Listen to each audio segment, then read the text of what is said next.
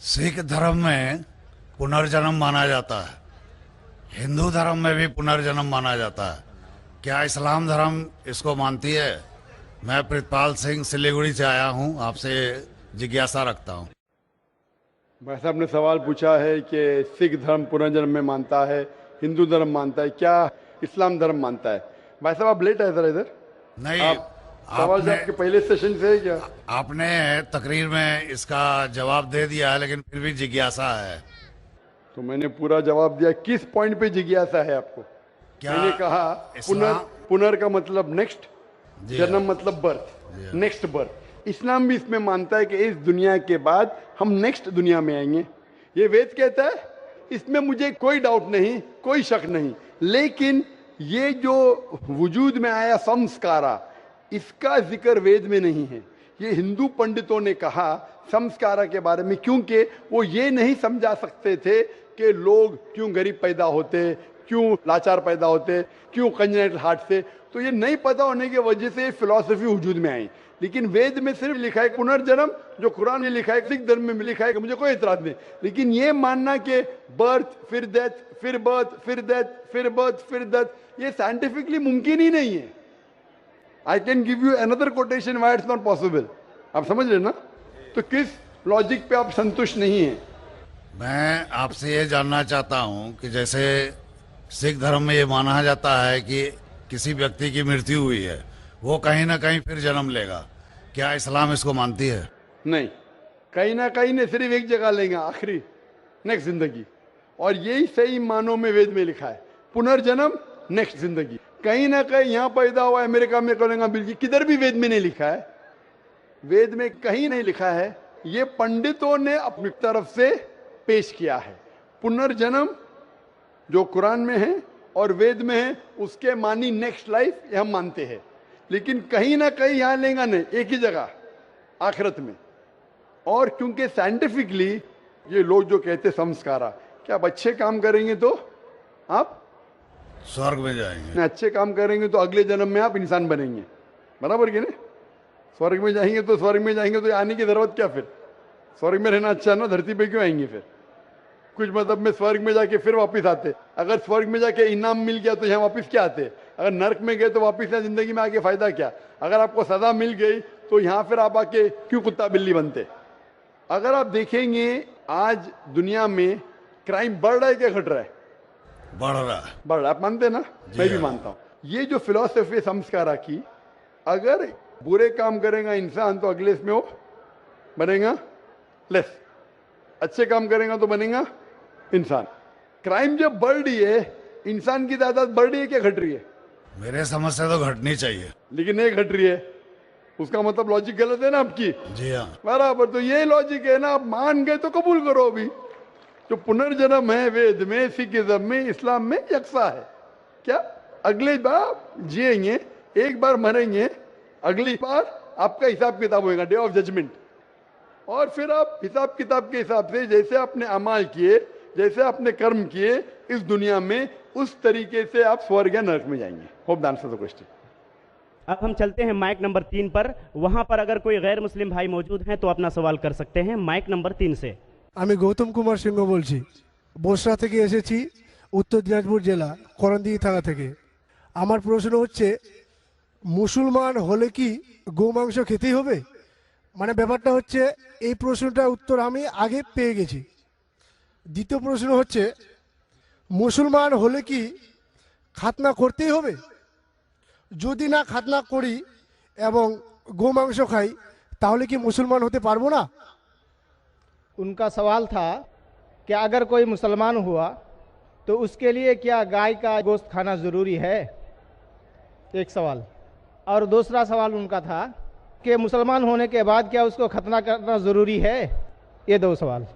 मैं बंगाली नहीं जानता हूं, लेकिन सवाल समझ गया। স্যার আমি खतना বাংলায় समझ বলছি। गया, गाय गोश्त समझ गया। मेरे बंगाली टीवी के ऊपर डबिंग आती, लोग समझते बंगाली जानता हूं मैं, लेकिन ये सवाल समझ गया मैं, अल्हम्दुलिल्लाह। भाई साहब का सवाल है कि मुसलमान बनने के लिए क्या गाय का गोश्त खाना जरूरी है और खतना करना जरूरी है क्या? ये पहला सवाल मैं जवाब दे चुका हूं कि गाय का गोश्त खाना फर्ज नहीं है। अगर आपको पसंद है तो खा सकते हैं, नहीं पसंद तो नहीं खाइए, फर्ज नहीं है। आप एक 100% अच्छे मुसलमान बन सकते शाकाहारी होने के बाद भी, फर्ज नहीं है। जहां तक कि दूसरा सवाल है कि खतना करना जरूरी है, खतना करना एक अहम सुन्नत है, सुन्नत मौक़िदा है, अच्छी बात है। लेकिन अगर कोई ये कहता है कि अगर मैं खतना नहीं करूं तो मुसलमान बन सकता हूं, हाँ बन सकते हैं। खतना करना अच्छी बात है, उससे कई फायदे हैं। मैं मेडिकल डॉक्टर हूं, उससे कैंसर ऑफ पीनस नहीं हो सकता है, उसमें फाइमोसिस नहीं हो सकता है, कई अच्छी चीजें हो सकती है, कई फायदे हैं। लेकिन फिर भी अगर कोई इंसान डरता है और कहता है कि मैं खतने की वजह से अगर इस्लाम नहीं कबूल करना चाहता हूं, क्या मैं इस्लाम कबूल कर सकता हूं? कर सकते। आप विदाउट खतना करके भी इस्लाम कबूल कर सकते, कम से कम इंशाअल्लाह शिर्क से बचेंगे। भाई साहब, क्या सर? आप क्या इस्लाम कबूल करना चाहते? सर हम सोचेंगे सर। सोचेंगे? है सर। सोचिए, और जब यकीन आ जाएगा खुदा एक के। अब हम चलते हैं माइक नंबर 4 पर। अगर वहां पर कोई गैर मुस्लिम खातून आई हैं तो सवाल कर सकती हैं। डॉक्टर साहब, मैं ये पूछना चाहती हूँ कि आजकल वास्तुतंत्र के हिसाब से घर बनाना बहुत कॉमन हो चुका है, तो ये कितना दूर सही है या गलत है? बहन का सवाल है कि वास्तुतंत्र के हिसाब से घर बनाना कितना सही है। ये एक साइंस है जो अभी ज्यादातर फेमस हो, पहले फेमस नहीं था, कि इसे दिशा में रखेंगे तो यहाँ से हवा आएंगे। अगर आप ये साइंटिफिक लेंगे और साइंटिफिक फायदा होता है, क्या खिड़की अगर इस दिशा में, इस दिशा से हवा आ रही है, ज्यादा सर्कुलेशन, कोई हर्ज नहीं। लेकिन अगर दीनी एतबार से बनाएंगे, ऐसा बनाएंगे तो जिंदगी अच्छी होगी, तो ये गलत है। अगर आप साइंस के मुताबिक लेते हैं कि इससे सर्कुलेशन, तो कुछ चीज सही है, कुछ चीज गलत है। तो अगर आप साइंस के मुताबिक लेते हैं कि ऐसा करने से हवा ज्यादा आ सकती है और आपका सर्कुलेशन ज्यादा बढ़ेगा, कोई हर्ज नहीं। लेकिन ये सोचे कि ऐसा बनाएंगे तो जिंदगी अच्छी होगी, ऐसा बनाएंगे तो जन्नत में जाएंगे, तो घर कैसा भी बनाओ, जन्नत में जाने के लिए कुरान के ऊपर अमल करना चाहिए। अगर साइंटिफिकली कुछ फायदे होते हैं आपकी जिंदगी में रहने के लिए, कोई एतराज नहीं। लेकिन ये सोचेंगे कि आखिरत में आप जन्नत में जाएंगे इसके वजह से, तो ये विश्वास बिल्कुल गलत है। एक बार मैं फिर वाज़ह कर दूं, अपना नाम और अपना प्रोफेशन सवाल करने से पहले ज़रूर बताएं। अब हम फिर लौट आते हैं माइक नंबर 1 की तरफ। माइक नंबर 1 पर अगर कोई गैर मुस्लिम भाई हैं तो अपना सवाल कर सकते हैं माइक नंबर 1 से। पहले मैं आपको प्रणाम करता हूं, मेरा प्रणाम को आप स्वीकार करें। किशनगंज की पावन धरती पे आप आए हैं, आपका अभिनंदन है, स्वागत है। मैं क्वेश्चन करने से पहले एक बात बता देना चाहता हूं कि मेरा नाम है मनीष कुमार जालान, मेरी प्लाईवुड की फैक्ट्री है और उसमें हम 3 पार्टनर हैं, एक मुस्लिम पार्टनर भी उसमें है। मेरा बिजनेस 18 साल से उनके साथ है। कभी धर्म के कारण कभी कोई कंट्रावर्सी हमारे बीच में नहीं आई है और भगवान के आशीर्वाद से मैं चाहता हूं कि आगे भी नहीं आएगा। मेरा प्रश्न आपसे है कि सनातन धर्म और इस्लाम में क्या समानता है, उसके बारे में मुझे थोड़ा सा क्लियरिफिकेशन। भाई साहब का सवाल है कि उसकी प्लाईवुड की फैक्ट्री है, 3 पार्टनर, एक पार्टनर मुसलमान है, कभी भी कंट्रोवर्सी नहीं है और इंशाल्लाह नहीं आएंगी। उनका सवाल है कि सनातन धर्म और इस्लाम में क्या यकसानियत है, वो जानना चाहते हैं। हिंदू मजहब की सबसे अहम किताब है वेदा। दयानंद सरस्वती ने सनातन धर्म को और आम किया। वो सही कहते हैं कि हमें मानना चाहिए वेद। वेद सबसे ऊंची किताब है। स्मृति और श्रुति, श्रुति मतलब जो भगवान की तरफ से, स्मृति मतलब जो इंसानों ने लिखी है। श्रुति में आता है वेद और उपनिषद।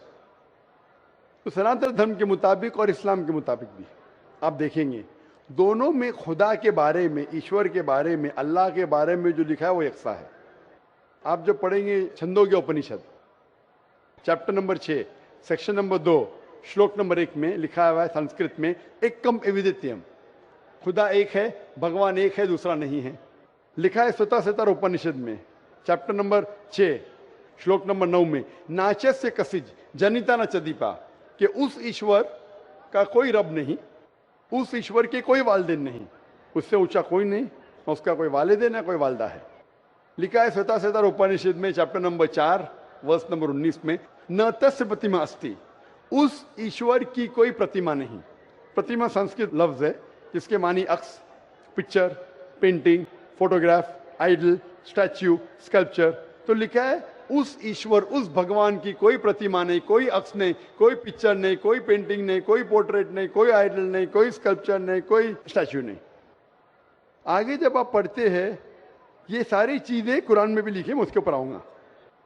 ये है ईश्वर के बारे में जो लिखा गया है। उसी तरीके से अब आगे जब पढ़ेंगे यजुर्वेद चैप्टर नंबर 40 वर्ष नंबर 8 और 9 में, उसमें लिखा है अंधात्म प्रविशंति या असंबुद्धि उपास्ते। अंधात्म मीन्स अंधकार, प्रविशंति मतलब दाखिल होना, अंधात्म प्रविशंति या असंबुद्धि उपास्ते, वो अंधकार में दाखिल हो रहे हैं जो लोग असंबुद्धि की पूजा करते।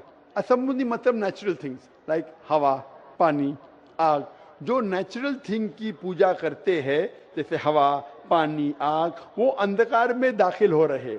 और वो श्लोक का कंटिन्यू होता रहा है, वो लोग और घोर अंधकार में दाखिल हो रहे जो संभूति की पूजा करते। संभूति मतलब इंसान की बनाई हुई चीजें, टेबल, चेयर, आइडल, मूर्ति, इसकी पूजा करेंगे तो और घोर अंधकार में दाखिल होंगे।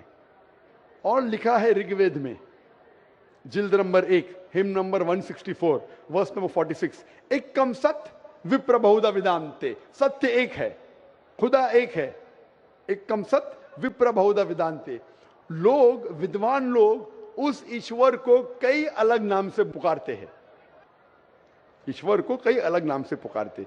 यही चीज लिखा है कुरान में जो मैंने जिक्र किया हूं, सूरह इसरा में सूरह नंबर 17 आयत नंबर 110, कुलिदुल्लाह विदुर्रहमान अय्यमा तदु फलाल उस्मान हसना। चाहे कहो अल्लाह या रहमान, उसे अच्छे नाम से पुकारो क्योंकि अल्लाह के सारे अच्छे नाम हैं। लेकिन ऐसी कई मिसाल दी गई। ऋग्वेद आप पढ़ेंगे, ऋग्वेद जिल्द नंबर 2 चैप्टर नंबर 1 श्लोक नंबर 3 में पढ़ेंगे। उसमें एक एट्रीब्यूट दिया गया है ब्रह्मा। ब्रह्मा कहते हैं बनाने वाले खुदा को, ब्रह्मा कहते हैं बनाने वाले खुदा को। हमें कोई एतराज नहीं अगर कोई कहता है कि ईश्वर बनाने वाला है, उसका तर्जुमा करते अरबी में हो जाता है खालिक, हमें कोई एतराज नहीं।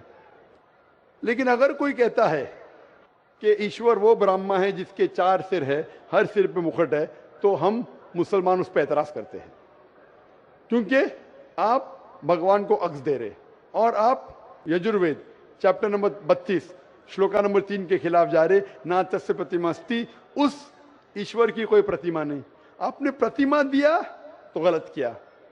इसी तरीके से आगे आप पढ़ेंगे, लिखा हुआ है ऋग्वेद में किताब नंबर 6 हिम नंबर 46 श्लोक नंबर 16 में, या एक मुश्ती ही, भगवान एक ही है, सिर्फ उसकी तारीफ करो। और ब्रह्म सूत्र हिंदुइज्म का है, एक कम ब्राह्म द्योत्या नास्ते नैना नास्ति किंचन। भगवान एक ही है, दूसरा नहीं है, नहीं है, नहीं है, जरा भी नहीं है, सिर्फ एक खुदा है, उसके अलावा कोई नहीं है।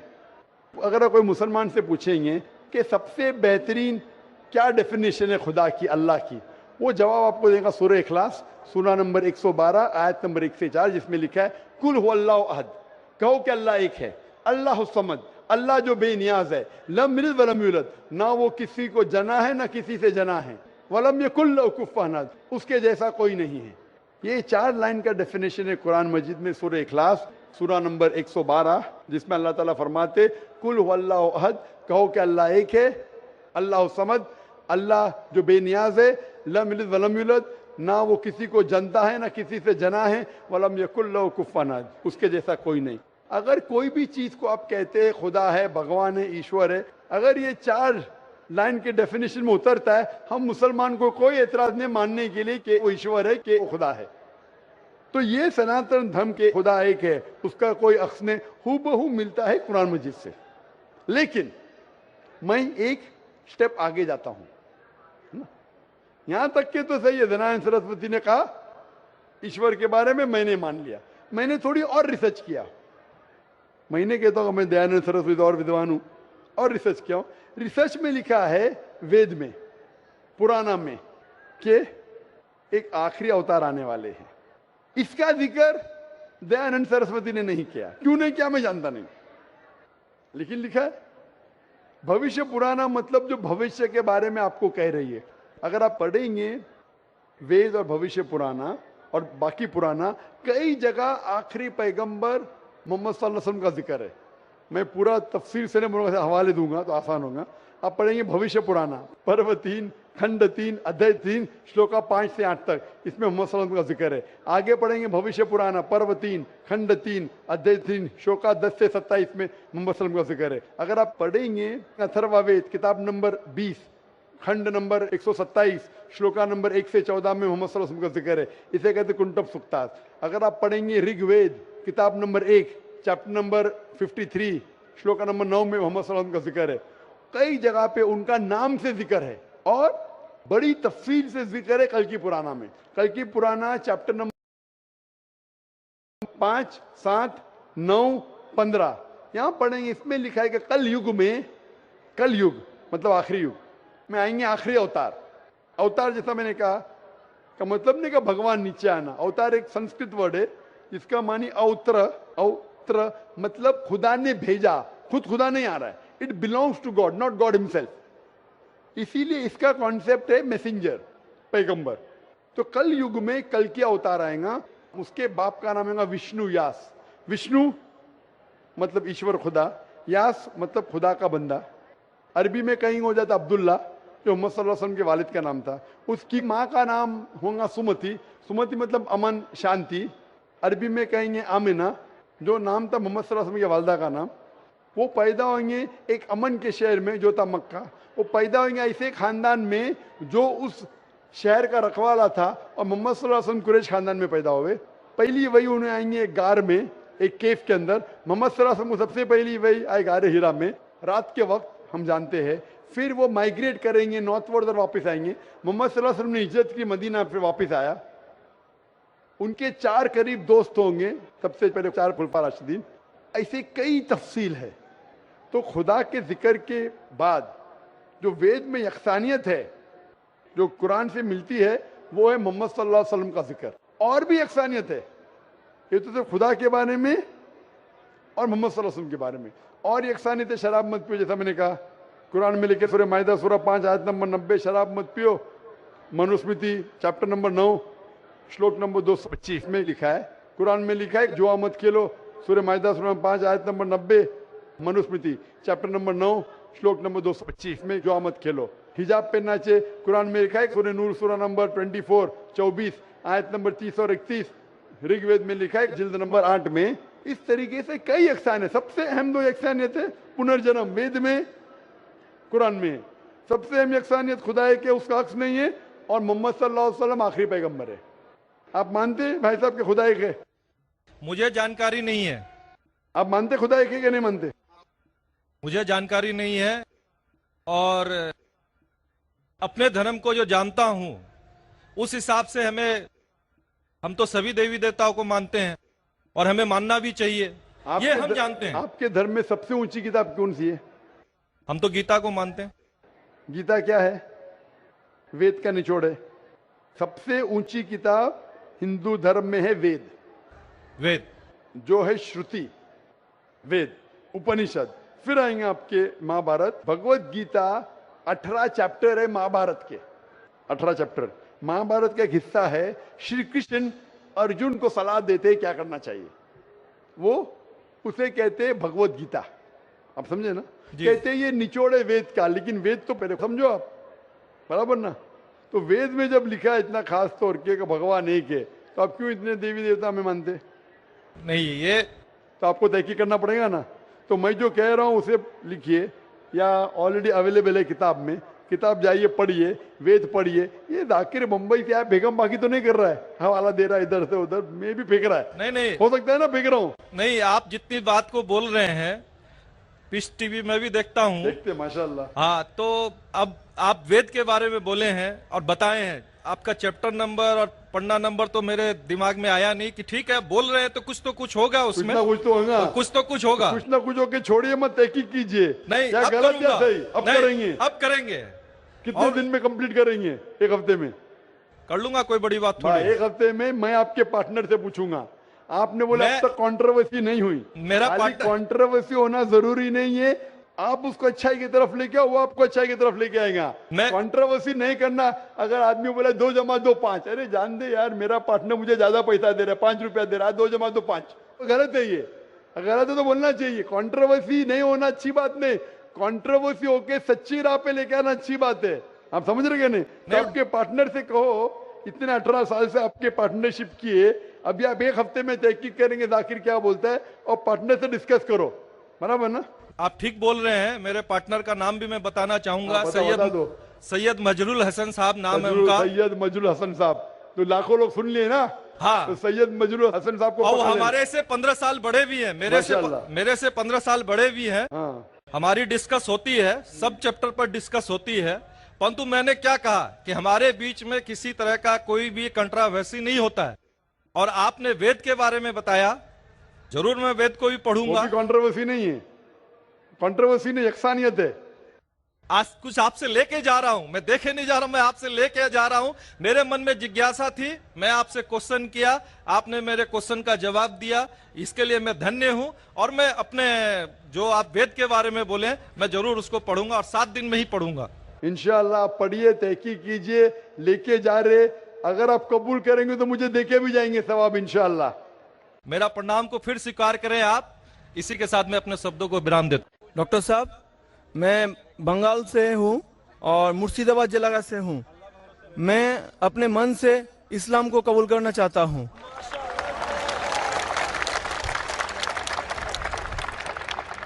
माशाअल्लाह, अल्लाह सुब्हानहू व तआला कहते हैं, इज़ा जा नस्रुल्लाहि वल फतह वरअयतन नास यदखुलून फी दीनिल्लाहि अफ़वाजा फसब्बिह बिहम्दि रब्बिका वस्तगफिर इन्नहु कान तव्वाबा। आप देखेंगे लोग फौज दर फौज अल्हम्दुलिल्लाह इस्लाम में दाखिल हो रहे हैं, और हम अल्लाह सुब्हानहू से दुआ करते और इस्तिग़फ़ार करते। और ये आप देख रहे माशाअल्लाह हिंदुस्तान में किशनगंज की सरजमीन पे माशाअल्लाह। भाई साहब, आप एक खुदा में मानते हैं? मानता हूँ। आप मानते हैं कि बुत परस्ती गलत है? गलत है। आप मानते हैं मूर्ति पूजा गलत है? गलत है। आप मानते हैं कि मोहम्मद सल्लल्लाहु अलैहि वसल्लम आखिरी पैगंबर है? मानता हूँ। आप पर कोई भी जबरदस्ती कर रहा है इस्लाम कबूल करने के लिए? नहीं, नहीं डॉक्टर साहब। आप पे कोई भी दबाव है इस्लाम कबूल करने के लिए? नहीं डॉक्टर साहब। आप अपने मन से करना चाहते हैं इस्लाम कबूल? अपने मन से करना चाहता आप हूँ। पे कोई भी प्रेशर नहीं? कोई प्रेशर नहीं है। जैसा मैंने कहा कि जबरदस्ती किसी को इस्लाम कबूल कराना इस देश में हराम है। इस्लाम या कोई भी मजहब में जबरदस्ती करना हराम है इस देश में। और इस्लाम धर्म में भी, इस्लाम मजहब में भी किसी को मुसलमान जबरदस्ती बनाना गलत है। तो आप अपने मन से करना चाहते भाई साहब? मैं अपने मन से पूरे होशो हवास से। माशाल्लाह। तो इंशाल्लाह मैं अरबी में कहूँगा और आप उसे दोहराइए। ठीक है।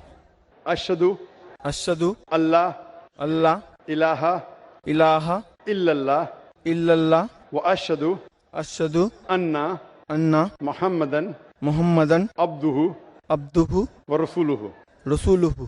मैं शहादत देता हूँ कि अल्लाह के अलावा अल्लाह के अलावा कोई माबूद नहीं माबूद नहीं और मोहम्मद सल्लल्लाहु अलैहि वसल्लम उसके पैगंबर और बंदे हैं। माशाल्लाह, आप मुसलमान हो चुके। और डॉक्टर साहब, जी हाँ, बोलिए मेरा भाई। एक मन की ख्वाहिश है जी हाँ, कि मैं आपके हाथ से कुरान शरीफ को पाना चाहता हूँ। इंशाल्लाह। आप कौन सी जबान में महारत रखते भाई साहब? बंगाली या हिंदी? बंगाली का? हाँ, बंगाल का हूँ। बंगाल का। तो हाँ, बंगाली में महारत रखते।